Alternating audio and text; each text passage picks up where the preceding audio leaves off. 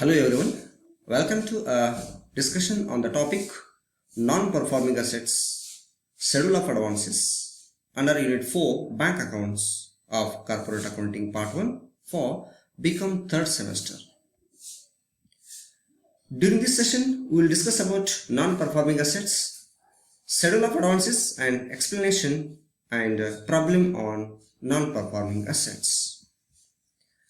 For the purpose of recognition of income, the bank's assets are classified mainly in two classes, one as performing assets and another as non-performing assets. The performing assets can be classified in two groups, one as special mention accounts and another as standard assets. Likewise, non-performing assets are also to be classified in various subclasses, one as substandard asset, the second one as doubtful asset, and the third one as loss assets. Then what is performing asset?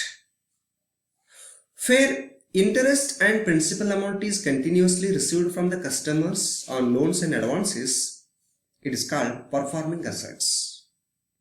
ಗ್ರಾಹಕರಿಗೆ ನೀಡಲಾಗಿರುವ ಸಾಲ ಅಥವಾ ಮುಂಗಡಗಳ ಮೇಲೆ ಬರುವ ಬಡ್ಡಿ ಮತ್ತು ಅದರ ಅಸಲು ನಿರಂತರವಾಗಿ ಸ್ವೀಕರಿಸಲಾಗುತ್ತಿದ್ದರೆ ಅಂತಹವುಗಳನ್ನು ಪರ್ಫಾರ್ಮಿಂಗ್ ಅಸೆಟ್ಸ್ ಅಂತ ಕರೀತಾರೆ.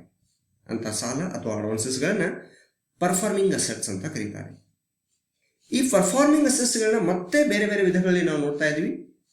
ಒಂದು ಸ್ಟ್ಯಾಂಡರ್ಡ್ ಅಸೆಟ್ಸ್ ಅಂತೇಳಿ, ಮತ್ತೊಂದು ಸ್ಪೆಷಲ್ ಮೆನ್ಷನ್ ಅಕೌಂಟ್ಸ್ ಅಂತ ಹೇಳಿ. ಹಾಗಾದ್ರೆ ಸ್ಟ್ಯಾಂಡರ್ಡ್ ಅಸೆಟ್ಸ್ ಅಂದ್ರೆ ಏನು ನೋಡೋದಾದ್ರೆ, these are the loan accounts being operated efficiently.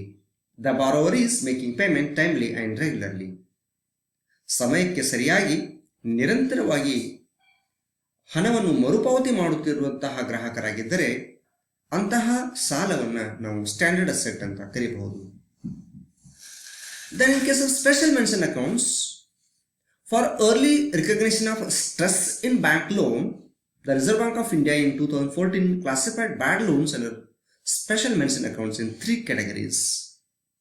Reserve Bank of India 2014ರಲ್ಲಿ ಬ್ಯಾಂಕ್ನ ಸಾಲದಿಂದಾಗುವಂತಹ ಬ್ಯಾಂಕಿನ ಮೇಲೆ ಆಗುವಂತಹ ಒತ್ತಡವನ್ನು ನಿಯಂತ್ರಿಸುವ ಸಲುವಾಗಿ ಈ ಮೂರು ವಿಧದ ಸ್ಪೆಷಲ್ ಮೆನ್ಷನ್ ಅಕೌಂಟ್ಸ್ಗಳನ್ನ ಗುರುತಿಸಿತು. ಅಂಥದ್ರಲ್ಲಿ ಒಂದು SMA-0 ಕ್ಯಾಟಗರಿ ಅನ್ನುವಂಥದ್ದು, ಎರಡನೇದು SMA-1 ಕ್ಯಾಟಗರಿ ಆ್ಯಂಡ್ ಮೂರನೇದು SMA-2 category. In case of SMA-0 category, it is determined when the principal and interest of loan amount remains overdue for 30 days. 30 ದಿನಗಳಷ್ಟು ಅವಧಿ ಮೀರಿ ಏನಾದರೂ ಬಡ್ಡಿ ಮತ್ತು ಸಾಲ ಉಳಿದ್ರೆ ಅಂತಹವುಗಳನ್ನು ನಾವು SMA-0 category ಅಂತ ಹೇಳ್ಬೋದು. And it is determined when the principal and interest of loan for more than 30 days and less than 60 days, then these loan accounts are called here as a SMA-1 category. And it is determined when the principal and interest of loan overdue for more than 60 days and less than 90 days, then these are classified as a special mention account 2 category. And non-performing assets are classified in 3 categories. Then what is this non-performing asset? When interest and principal payment have not been received for a period of 90 days, such loans are called as non-performing assets. ಅವಧಿ ಮೀರಿ 90 ದಿನಗಳಾದರೂ ಕೂಡ ಬಡ್ಡಿ ಮತ್ತು ಅದರ ಅಸಲು ಪಾವತಿಯಾಗದಿದ್ದರೆ ಅಂತಹ ಸಾಲಗಳನ್ನು ನಾನ್ performing asset ಅಂತ ಕರೀಬಹುದು. ಇವುಗಳಲ್ಲಿ ಮೂರು ವಿಧಗಳು. One is substandard asset, the second one is doubtful asset and the third one is loss assets. ಹಾಗಾದ್ರೆ ಸಬ್ ಸ್ಟ್ಯಾಂಡರ್ಡ್ ಅಸೆಟ್ ಅಂದ್ರೆ ಏನು? Loan account that remained non performing for a period not exceeding 12 months. 12 ತಿಂಗಳಿಗೆ ಮೀರದ ಏನಾದರೂ ಬಡ್ಡಿ ಅಥವಾ ಅಸಲು ಬಾಕಿ ಉಳಿದಿದ್ರೆ ಅಂತಹವುಗಳನ್ನು ಸಬ್ standard asset ಅಂತ ಕರೀತಾರೆ. ಹಾಗೆಯೇ doubtful assets are the loan account that remained non performing for a period exceeding 12 months and of which recovery in full seems highly improbable. 12 ತಿಂಗಳು ದಾಟಿರ್ತದೆ, ಹಣ ಮರುಪಾವತಿಯಾಗುವಂತಹದ್ದು ಅಸಾಧ್ಯ ಅನ್ನೋದು ಕಂಡು ಬರುತ್ತದೆ. ಹಾಗಿದ್ರೆ ಅಂಥವುಗಳನ್ನ ಡೌಟ್ಫುಲ್ ಅಸೆಟ್ಸ್ ಅಂತ ಕರೀತಾರೆ. And the loss assets, these are the non-performing assets not supported by any security or guarantee that has remained overdue for long period of time and been classified by auditors and Reserve Bank of India inspectors as loss since the recovery seems impossible. ಹಣ ಮರುಪಾವತಿ ಸಾಧ್ಯನೇ ಇಲ್ಲ ಅನ್ನುವಂತಹ ಒಂದು declaration ಅನ್ನ auditors ಮತ್ತು reserve Bank of ಇಂಡಿಯಾದ inspectors loss ಅಂತ ಅದನ್ನ ಡಿಟರ್ಮೈನ್ ಮಾಡಿರ್ತಾರೆ. ಅಂಥವುಗಳನ್ನ ಲಾಸ್ ಅಸೆಟ್ ಅಂತ ಕರೀಬಹುದು. ರಿಸರ್ವ್ ಬ್ಯಾಂಕ್ ಆಫ್ ಇಂಡಿಯಾ ಕೆಲವೊಂದಿಷ್ಟು ನಾನ್ ಪರ್ಫಾರ್ಮಿಂಗ್ ಅಸೆಟ್ಸ್ಗಳಿಗೆ ತನ್ನದೇ ಆಗಿರ್ತಕ್ಕಂಥ ನಾರ್ಮ್ಸ್ಗಳನ್ನ ನೀಡಿ ಆ ಮೂಲಕ ಪ್ರೊವಿಷನ್ಸ್ಗಳನ್ನ ನೀಡಿದೆ. ಸ್ಟ್ಯಾಂಡರ್ಡ್ ಅಸೆಟ್ಸ್ಗಳಲ್ಲಿ ಒಂದು ವೇಳೆ on direct advances and agriculture and SME ಇದ್ರೆ ರೇಟ್ ಆಫ್ ಪ್ರೊವಿಷನ್ 0.25% ಮಾಡ್ತದೆ. On advances to real estate sector ಆಗಿದ್ರೆ 1% ರೇಟ್ ಆಫ್ ಪ್ರೊವಿಷನ್ ನೀಡ್ತದೆ. ದೆನ್ ಸಬ್ ಸ್ಟ್ಯಾಂಡರ್ಡ್ ಅಸೆಟ್ಸ್ಗಳಲ್ಲಿ ಬರುವಂತಹ ಆನ್ ಸೆಕ್ಯೂರ್ಡ್ ಎಕ್ಸ್ಪೋಸರ್ಸ್ ಇದ್ರೆ 15% ರಿಸರ್ವ್ ಮಾಡಬಹುದು. ಆನ್ ಅನ್ಸೆಕ್ಯೂರ್ಡ್ ಎಕ್ಸ್ಪೋಸರ್ಸ್ ಆಗಿದ್ರೆ 25% ಅನ್ನ ಪ್ರೊವಿಷನ್ ಆಗಿ ನೀಡಬಹುದು. Then doubtful assets, in case of doubtful assets secured which remain doubtful up to 1 year, 25% provision. More than 1 year but up to 3 years, 40% provision. More than 3 years is 100% provision. And for unsecured portion of doubtful asset, 100% provision. And for loss asset, the rate of provision is 100%. This is what the norms given for NPAs. We'll go for one simple problem on non-performing asset calculation.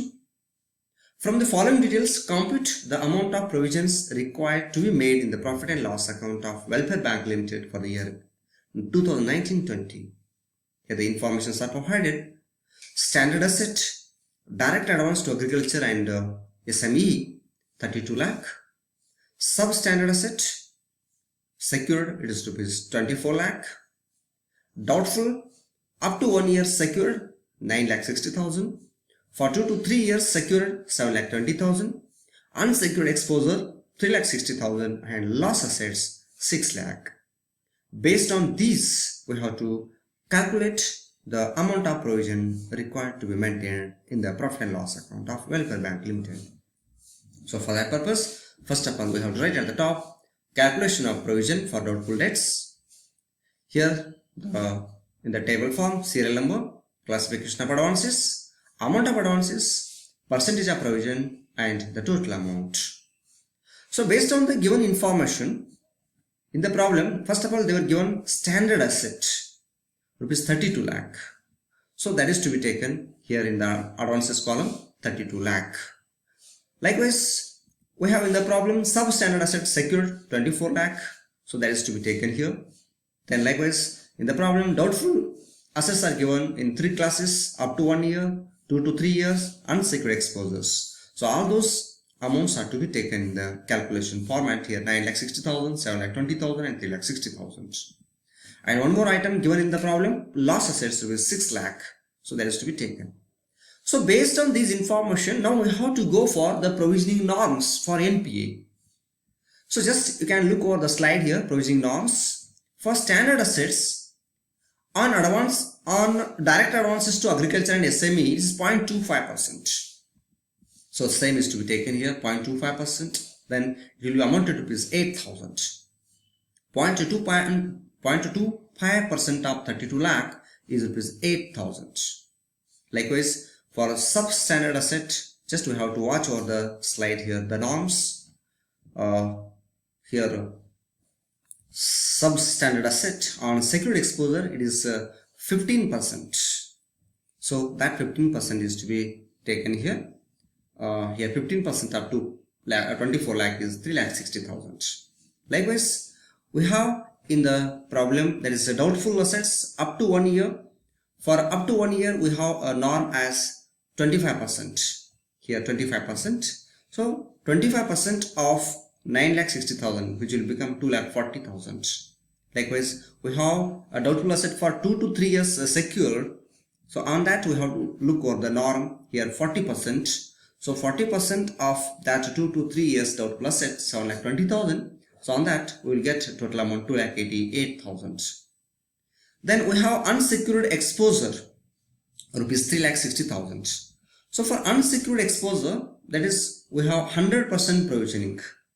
100% of this 3,60,000 is amounted to 3,60,000, and we have also a loss asset in the problem which is 6 lakh, and on 6 lakh loss asset we have to maintain the provision of 100%, that is which will become 6 lakh, and the total of all these which will become 18 lakh 56,000. This is the total amount of provision for doubtful debts under non-performing assets. So dear students, throughout this session we have discussed about the meaning and classification of assets, provisioning norms of non-performing assets, and one problem solved on non-performing assets. These are my references. You can go through these things. Thank you.